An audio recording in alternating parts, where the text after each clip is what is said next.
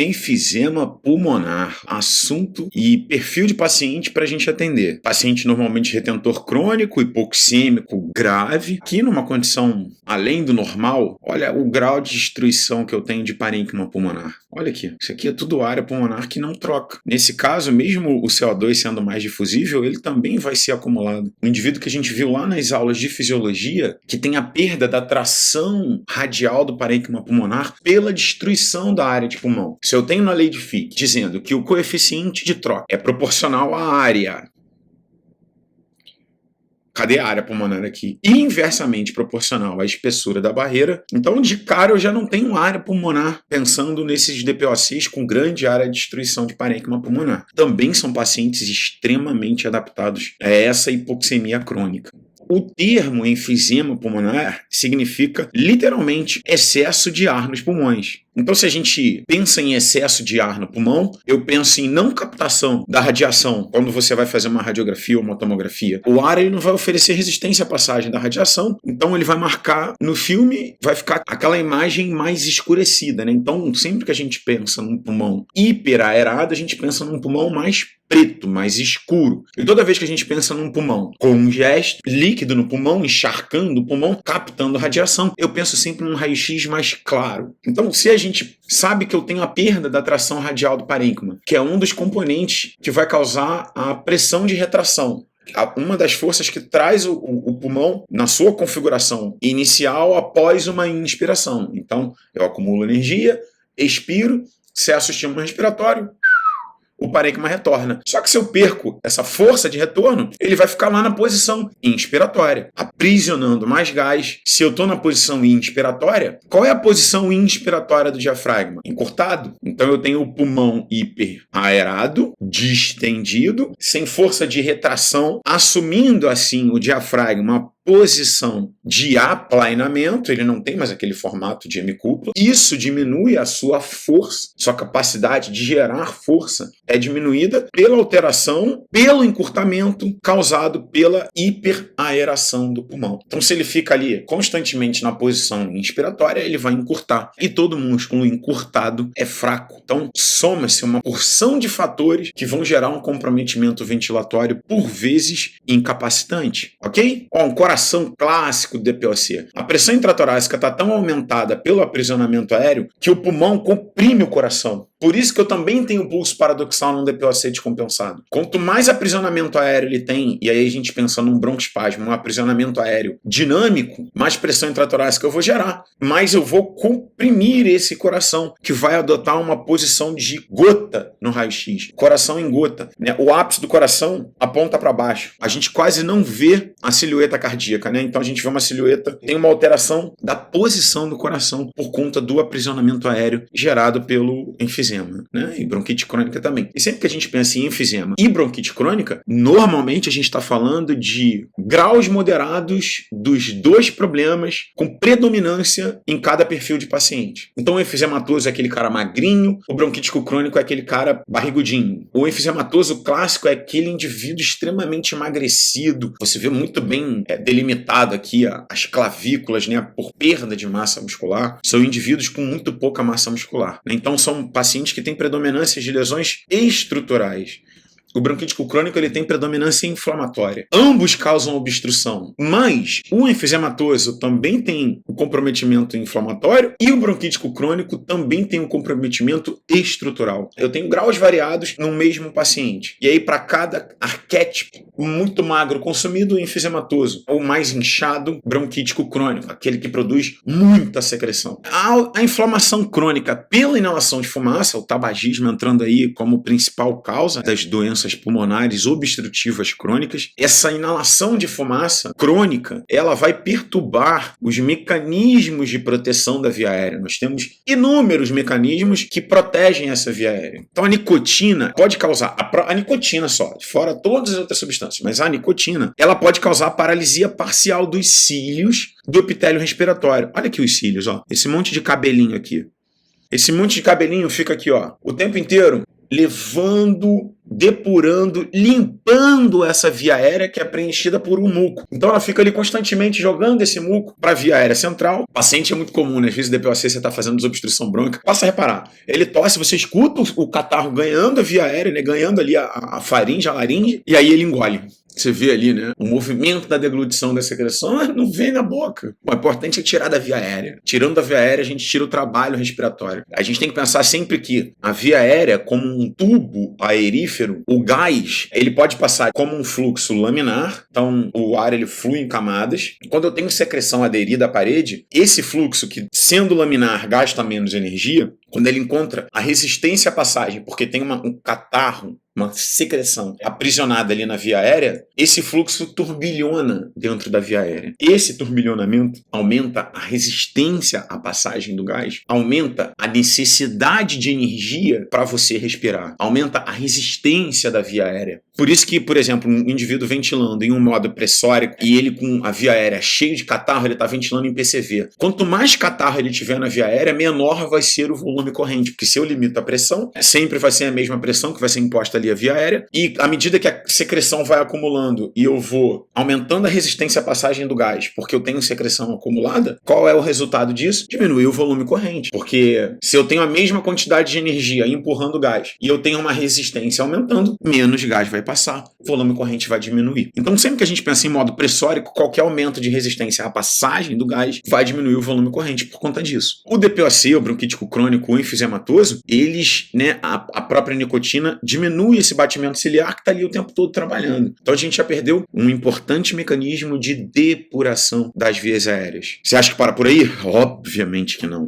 Também vai haver um estímulo à produção de secreção excessiva de muco pelas células caliciformes.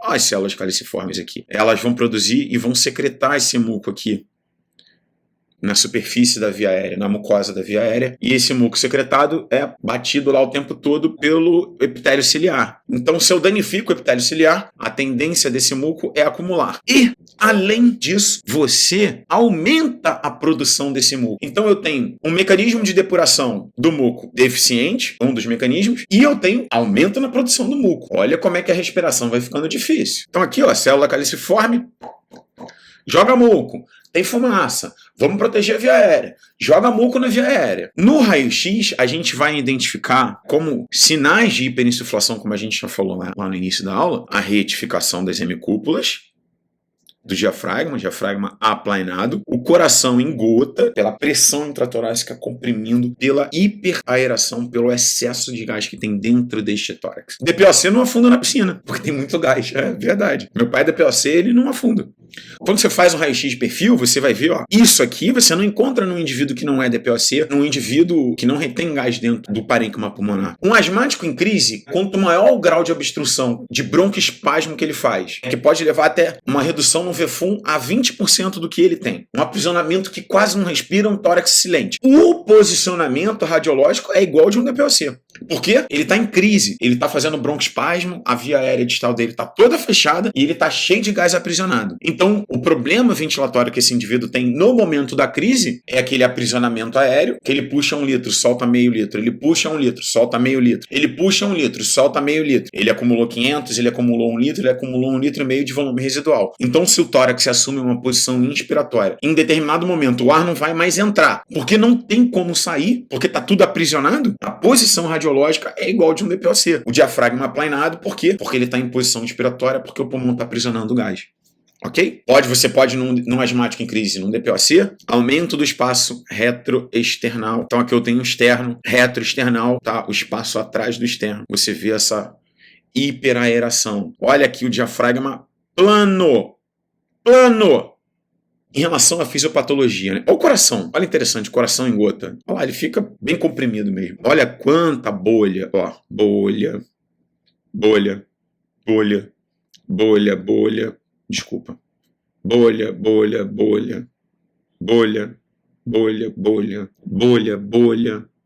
bolha. Isso é tudo uma bolha, um buraco no pulmão. Não tem tração radial de parênquima, entende? Então, a obstrução crônica de muitas das pequenas das vias aéreas, ela vai ser causada pela inflamação, pelo muco excessivo e pelo edema inflamatório do epitélio bronquiolar. Além de eu ter a perda estrutural, o fenômeno da interdependência, quando eu encho o peito de ar, tudo que está no pulmão vai abrir, quando eu solto o ar, tudo que está no pulmão vai recolher. Se eu perco a força de recolhimento, vai ficar em posição inspiratória. O brônquio, pela exposição crônica à fumaça, por exemplo, ele não danifica o seu epitélio, não produz mais muco. Imagina isso numa via aérea de milímetros de espessura. Mais muco naquela via aérea com um diâmetro muito pequeno, vai fechar essa via aérea. A parede do brônquio também inflama, né? Se essa parede aqui inflama, eu diminuo mais ainda a luz do brônquio. A gente pensa em pequenas vias aéreas obstruídas por inflamação crônica, por perda de tração radial do parênquima pulmonar, pelo muco excessivo, pelo edema inflamatório do próprio epitélio bronquiolar. Então, imagina um bronquíolo respiratório, um conduto de ar extremamente fino. Olha quanta força que vai fazer para aquele bronquíolo fechar. Se ele fecha, dali para frente, né, dali em direção à pleura, dali em direção ao alvéolo, não ventila mais, fica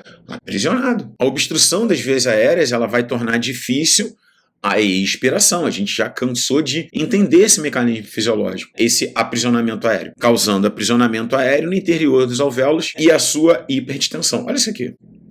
Olha isso aqui. Olha a quantidade de bolha que tem isso aqui.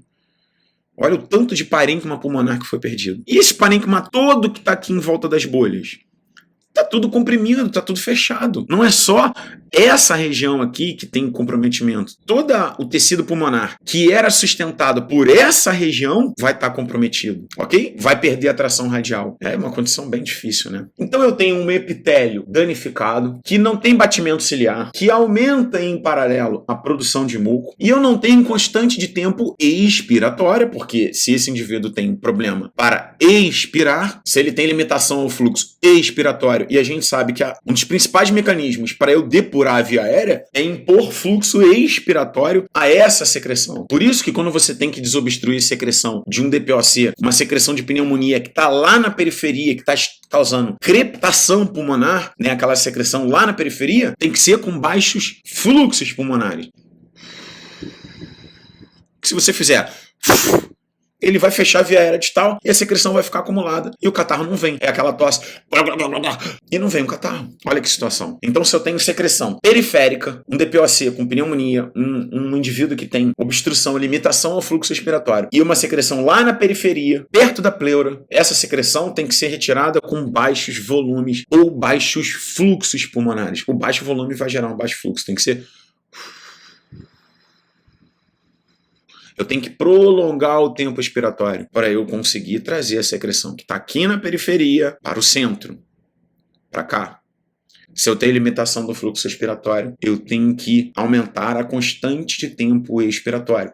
Se você coloca a pressão positiva, seja pelo freio labial, você tem que vencer uma resistência. Isso vai criar uma pressão positiva ao fluxo respiratório. Isso é transmitido em toda a via aérea, inclusive lá para o bronquíolo.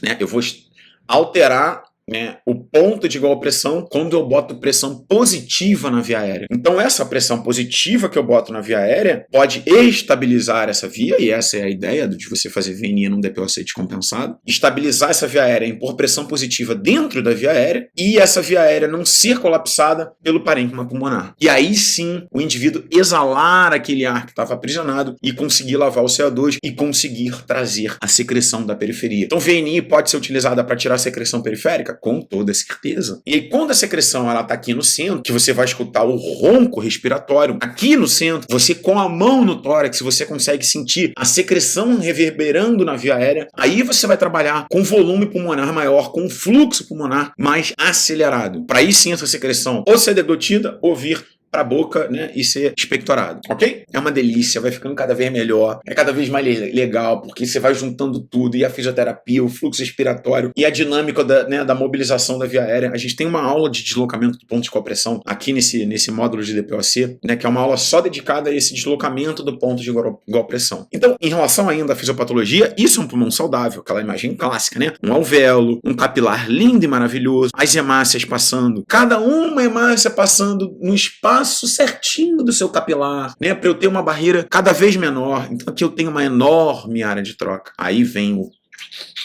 E aí começa a destruir. Olha aqui um alvéolo destruído.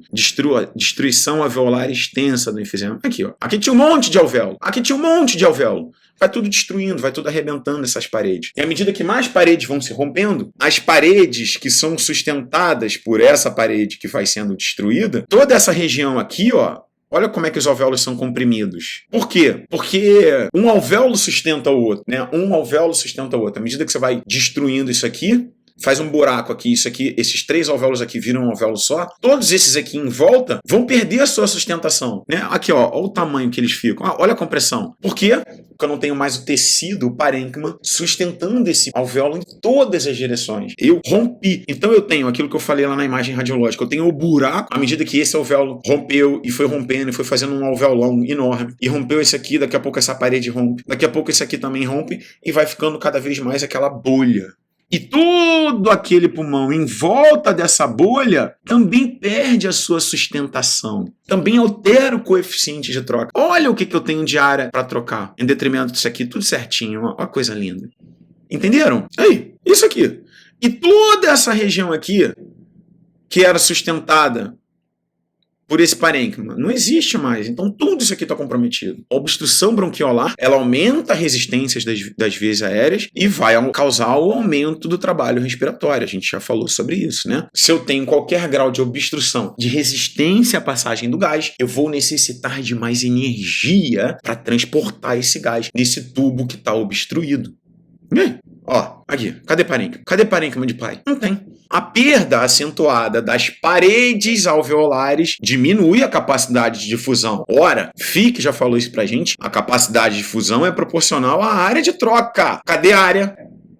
Não tem área. Isso vai reduzir a oferta de oxigênio para o sangue e diminuir também a remoção do CO2. Está aí a gasometria do DPOC. Insuficiência respiratória crônica, que a gente traduz como tipo 2. É hipoxêmica, só que na verdade ela é mista. Porque eu tenho o distúrbio de troca pela destruição da área e eu também tenho o distúrbio de ventilação pela questão obstrutiva. Como é que a gasometria desse cara tem que ser? Hipoxemia com hipercapnia. Afinal, a oferta de O2 foi diminuída e a remoção do CO2 também, porque eu não tenho mais área de pulmão ou eu não tenho passagem de gás na ventilação. Ventilação, renovação cíclica de gás. Se eu tenho resistência à passagem do gás, eu diminuo essa renovação cíclica de gás. Isso vai fazer o CO2 aumentar. Como é que um cara desse vai ter uma PO2 normal? E você nunca vai buscar uma PO2 normal nesse paciente. DPOC, saturação gostosinha, 88.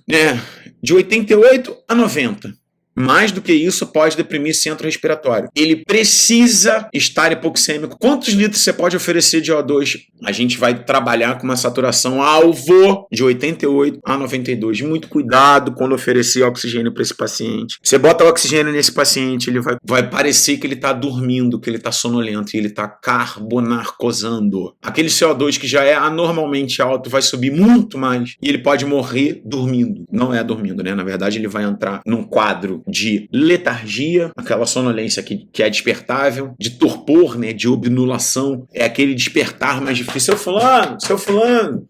O paciente demora a acordar até entrar num coma por carbonarcose. Se você precisar de 5 litros de oxigênio para um paciente, você pode dar. Um DPOC fazendo um edema agudo de pulmão, você pode dar 100% de FO2, porque no edema agudo de pulmão ele está com a troca deficiente, uma hipoxemia grave. Lembrando, coração em gota é um coração pequenininho, não é aquele coração que deita aqui, que né, aquele lado esquerdo do coração aponta aqui numa radiografia, não, ele faz assim, ó. Ele faz isso. Ele aponta para baixo. Não sei se vocês pegaram a referência. A perda de grande área de pulmão também perde grandes áreas de vaso, né? Toda essa perfusão aqui não existe mais. Ora, se eu não tenho toda essa área aqui perfundindo, quem vai ser sobrecarregado? Ventrículo direito. porque o VD não empurra o sangue para o pulmão. Chega no pulmão, só tem 40% de área pulmonar, o resto é buraco, é bolha. Perdeu 60% de área de pulmão, perdeu 60% de perfusão. Então o VD vai ter que contrair para empurrar o sangue para esse resto de pulmão que tem aqui, que também tem distúrbio de troca, que também tem hipoxemia. Se tem hipoxemia, tem vasoconstrição no pulmão, né? Aquela vasoconstrição compensatória para eu redistribuir o sangue numa área de troca melhor, né? Um mecanismo de compensação. Só que aqui não tem área de troca melhor. Os vasos desse pulmão aqui, os capilares, eles estão contraídos pela hipoxemia. Então, constantemente, eu sobrecarrego o VD e vou levar ao corpo pulmonar. Insuficiência ventricular direita, secundário a vasoconstrição hipóxica pulmonar. Mais uma tomografia bem comum da gente achar em DPO6, né? Grandes áreas de perda de parênquima, tamanho das bolhas. E essas bolhas, elas também podem romper para pleura e fazer um pneumotórax secundário, bem comum, bem comum. Aqui, ó. Aqui eu tenho uma fina camadinha de pleura visceral impedindo que toda essa bolha aqui se difunda para a cavidade pleural. Então, se eu romper a pleura aqui por excesso de pressão em ventilação não invasiva, por exemplo, quando o paciente está tossindo, ou espontaneamente isso aqui rompe, que na verdade não é espontâneo, é secundário a uma doença pulmonar prévia ou enfisema, então olha a facilidade que esse paciente tem de fazer um pneumotórax.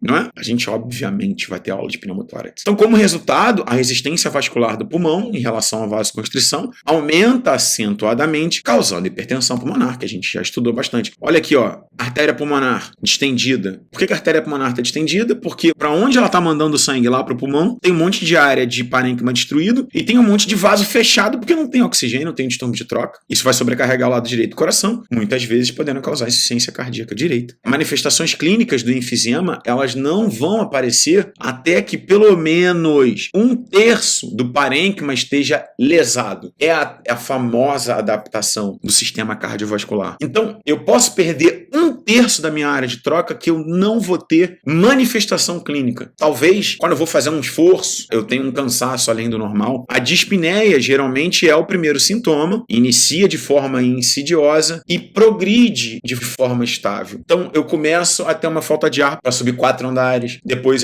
para subir 3 andares, depois para subir 2, depois para subir 1, depois eu não subo mais a escada, eu só vou de elevador porque me dá muita falta de ar. Depois aquele plano que eu caminhava do meu carro até o trabalho começa a me cansar. Então ela começa insidiosa de forma, né, não é de um dia para o outro, mas ela vai progredindo. Em alguns pacientes, tosse ou sibilo vai constituir a queixa principal, é uma tosse que não melhora, uma sibilância. Aí vai muito pro bronquítico crônico, né? A principal manifestação da bronquite crônica não é a dispneia, é a tosse. Tosse que define a bronquite crônica. Tosse e sibilância, mas como esses caras têm graus variados de bronquite e enfisema. E facilmente você pode confundir com asma, pela sibilância. Enfim, às vezes pela sazonalidade. Bronquite crônica, ela são crises, né? Em que você vai ter uma tosse que não melhora durante 3 meses seguidos. No outro ano você não tem. Daí a 2 anos você tem esse episódio de tosse também que não melhora. Você fica 3 meses com uma tosse produtiva e que não é uma infecção, que não é nada, que não melhora nunca. Piora muito de noite, vem acompanhada de sibilância. É muito facilmente confundida com a asma. É difícil realmente fazer. Manifestações clínicas, a gente já fechou, né? Só vai apresentar dispneia quando eu tenho uma grande perda de área de parênquima. Clássico.